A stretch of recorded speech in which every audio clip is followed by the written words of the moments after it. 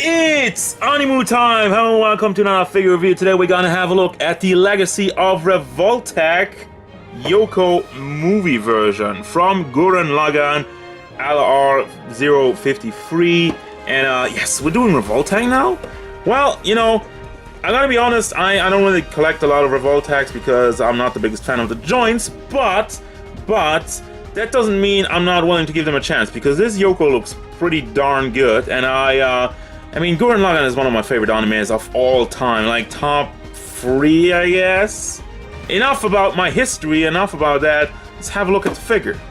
Alright, first impression taking out of the box, she does look good, but unfortunately she is a lot taller than I expected, which, you know, 15 centimeters, 6 inches to the top of her head. So she's bigger than your Figma and your figure arts, and I can't obviously fault them for that, and I'm just kind of hoping I would be able to line her up with those. But still, I mean, the size is okay. The eyes overall, I mean, it's just like, okay, paint job wise, looking over this figure, it's just not as clean as the figure arts or your Figma, but it's also cheaper. So I don't want to compare too much, but since I usually do the Figmas and figure arts, for those of you who don't know, you know, this is a bit more cheap, and as a result it looks a bit more cheap. So I still like the eyes. I mean, it's not the cleanest paint job. There's a little bit of spots in her right eye. It is shiny. I like that. I like shiny eyes because, you know, the eye is naturally shiny. Then you got the white, which again, you have a lot of paint bleeding going on in general. It's not the worst on this. Now, the hair. I love the hair. I love the hair, how it's molded first and foremost, and they use soft plastic for the rest, for the back. For the entire back part, it is soft plastic. It is rubbery. Now, I don't know how good that is over time, that it might decay, but I like the idea overall because it will get out of the way for your articulation later. Paint job in the scarf is not great. I mean, it's just, again, there's some spots here and there. It looks like they painted in the dark red and then painted the pink over it, which didn't fare very well. And then the boobage, yes, very important for Yoko, the big boobs. Again, got a little bit of paint bleeding on the lines with her bikini. Same thing with basically everything. Everywhere there's a line, there's a little bit of paint bleeding going on. And overall, I mean, the colors still look good. Got a little bit more of a shiny metallic in her arm braces over here and there. Same for the belt, you got the shiny gray going around, and a couple of blue spots in her skin tone. So yeah, I mean, just, I said it a couple of times, I'll say it one more time. Paint job is just not the cleanest. Same with the stockings. I mean, that one's okay, I guess, because it's cut off. There's some joints in there. And then the boots look actually pretty clean. Again, bleeding a little bit in the red. Then it gets super ugly over there. And they screw it up on both sides. Yeah, okay, so the boots are not so great. I take it back. The zipper looks good and the mold is fine. Just some paint bleeding issues. So let's have a look at the articulation as I almost knock over the accessories, which are off to the side. The scarf, it is floaty, but it's not soft plastic. That's kind of where they screwed it up. It does go forward. Let me see. The best way is to pull down the scarf and you really have to push on it a little bit. So it does go forward. Okay, and to the back it's the same thing. You really have to apply a little bit of force on it. You have a ball hinge obviously, which you can pull out. It does go to the back. Really give it a push. It's pretty limited because of the scarf and the hair, elbow joints, and that's where some of my non-favorite parts of Revoltech, the parts I hate. This, so you have a ball joint in there which is packed into the shoulder piece. It's still got some decent rotation, can bring it forward and bring it to the back. But then you have this. This is your bicep swivel. You move it out and the skull gets completely cut up, and this just does not look right. So don't do that. Just put a ball in there, just like everybody else. Why you do this? Also, it's not clean. So, you know, it's there's a spot, there's a hole in there. So overall, I'm not gonna use this joint, but it does go all the way around, but it's not good. And as a result, you're not really getting the arm up a lot as well. But yeah, I guess you can move it up like that. That looks alright. No, it doesn't. Then we have simple hinge in the elbow. That looks fine actually. And for the fist, you have big ball hinge, which is covered up by the bracelet, which is great actually. You can rotate that around as well. Chest articulation. Now she has a big chest, so let's see what's getting out of it. Just actually a bit of wiggle motion. And is the mold coming apart over here? What's going on?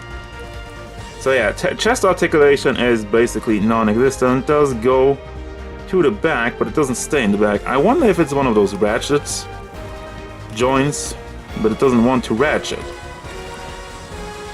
Does go around. I wouldn't push it all the way around, because I'm afraid it might break somewhere. But yeah, not really getting anything. It just... try to move it forward, it just goes back and says no.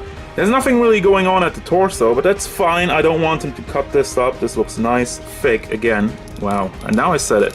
That was on purpose. Now the leg joints, again, I want to give it a push. That's probably as far as it goes up. You heard a noise. I really forced it.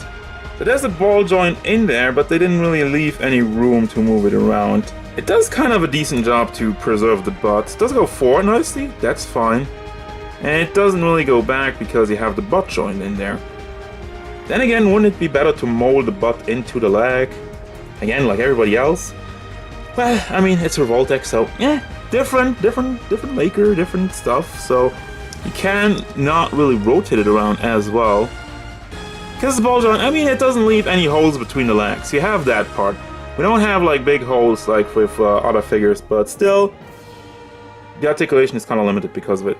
You know, give and take. Then you have a swivel in her stockings and the most basic knee joint, which again, it looks okay. I mean, this is really old school stuff, but it works, so that's fine, and it doesn't look too wonky.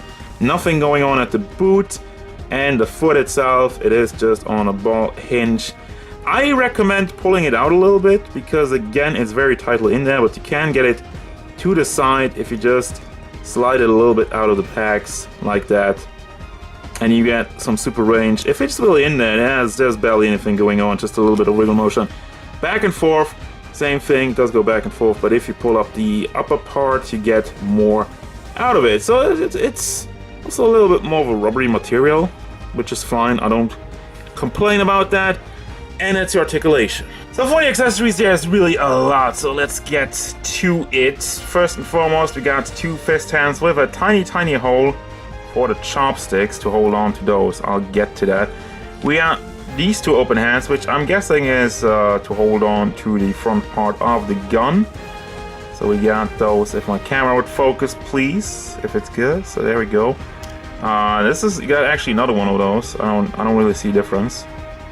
Those really look the same. Then we got two open hands to slap. And then we got these, one with the trigger finger and one just to hold on. Ha! You looked inside of it! Ha ha ha! That's what this is for. No, just kidding. So trigger finger and one final peace sign hand. Or victory sign. Whatever you want to call that. And then you got the chopsticks, which are usually in her hair. But, you know, as we've seen, she has two hands dedicated to holding these bad boys. So you can't do that if you want to. Then we got a new hairpiece with a more traditional long braid, which is on a ball hinge. One of the ratcheted ball hinges which Revoltech has. And that's fine, it looks cool. It is also completely rubbery. The problem is that the chopsticks are also rubbery, and as you can tell, they are completely warped and bent and don't look good right now. You gotta have to use a hair dryer or hot water to get that back into shape. And she has one face, just kind of like a hurt face, and the eye. Oh my god, girl. Yeah, okay. That's where the paint kind of crumbles. That's too bad, just a gray line in the eye. She has a sniper rifle again, which looks surprisingly nice. I love kind of like the gunmetal color on it and the detail. You have some red lines in the front part, and the like the scope has some green on it for like night vision. And the paint job, once again, it is pretty clean. A little bit of bleeding again, but overall it looks good.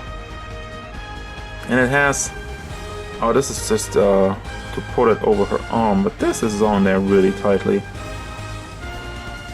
I don't know if she can actually hold on to it with that. And then we got 2 holsters. I don't know if that's the correct word, but basically, you know, sniper rifle. If it lies there on the ground, you put that in there. There's a hole here somewhere. Cannot see it right now under the camera. And we got a regular, more machine gun stuff. It's the same basic style, but it looks good. I don't mean like, they recycled the same weapon. No, of course not. I mean, there's some pieces of it, but it looks good. Same gunmetal stuff. And we got a tiny pistol for close combat, which also looks good. So overall, accessories is real impressive. So just real quick before I put her into final post, I just want to give you a look at everything that's going on under the hair, because we couldn't have a good look before. Because you can take, obviously, the scarf. It is floaty, it is not connected. Also, the lines here are pretty clean. Again, surprisingly clean. Mold overall is good, so let's move on. And yet another quick intermission. I said I wanted to try to put the gun on, and just to give you a look at it, it's not happening. You can get it around the neck, you can maybe get it around the shoulder like that, but then the hair in the head will probably block it completely, so you have to have it in a weird angle like that. But basically, I wanted to get it over a torso, but that is a huge problem. Maybe if you can take that out, but I don't want to break anything off, so use at your own discretion. Then again, you might be able to heat it up. The thing is, they completely screw this up. It's connected in there. If you just put that on like a peg or something, where you could take it off, you know, take it off on one side, put it over the chest, and then reattach it there, then it will work. They didn't do that, so yeah, I don't advise on using that. I mean, you can prove me wrong, but I tried, and there's just not enough room to get her torso, and especially the boobs around it, so there you go with that. So that's gonna do it. That's gonna bring me to the final thoughts of this figure, and I did forget to mention, you also have a base, the Yamaguchi base, no, not the Yamaguchi, the Kyoto base, with the stabilizer in the back. I actually like that one. It really keeps it in place better, and actually you don't even need the claw part if you have the long hair, because you have a peg hole in there. But you don't have that on a regular figure, so I don't know, whatever you prefer. Anyway, so final thoughts. What do I think about this figure? Now this is a tricky one. Here's the deal, guys. Like, I'm gonna start off by saying this figure clocks in around, I think I paid like 35 bucks for it, or you get like 35 bucks around that. And now the thing is, the paint job is sloppy in some parts. It's really sloppy, but the figure still looks nice. We're really gonna only see the little imperfections if you have a closer look at it. If it stands like that on the shelf, it's great. There's nothing to complain about it. The articulation, for the most part, is good, except for this weird joint. I'm not really put off a lot by this really ancient knee joint. That's alright as well. The proportions, the boots might be a little bit too big, is something I kinda saw when putting her into position. It's not really that bad, but for the rest of it, she just looks good. And the other thing I could complain a little bit is the face. I would like a serious face, because I tried to put it in a more badass pose, but you either have the smiling face or the hurt face, and I don't want to use the hurt face, so you just stuck with the smiling face, basically. So what am I saying? If this figure is 30 bucks, I don't really have a problem with it. But it's like that small margin where I say, I don't know. Honestly, you gotta decide for yourself. I mean, I showed you the imperfections. I'm happy with the figure. I like it. I like the look of her. And finally, one more thing. There's not really a lot of Yoko figures around. If you want an articulated Yoko, the only other thing I can think of is the Fräulein Revoltech, which they released ages ago. But that's still Revoltech, so it's still probably going to be mostly the same. And I think Figma did one also ages ago, which didn't look super great in the picture. So yeah, I mean, I'm gonna just leave you with, yes, recommended by me, but still, if you're saying 40 bucks for unclean paint job is too much for you, then I can understand that. But still, the look is great. Also the accessories, I mean, there's a lot of stuff that they put in, so, you know, it's back and forth, so recommend it if you're okay with the price point. And that's really it. I mean, I don't know what else to say. So that's gonna do it, guys. As usual, thank you very much for watching. Don't forget, if you enjoyed this review, hit it up with a like and subscribe to the channel so you can stay tuned for more figure reviews, gameplay stuff, and whatever Yoko wants.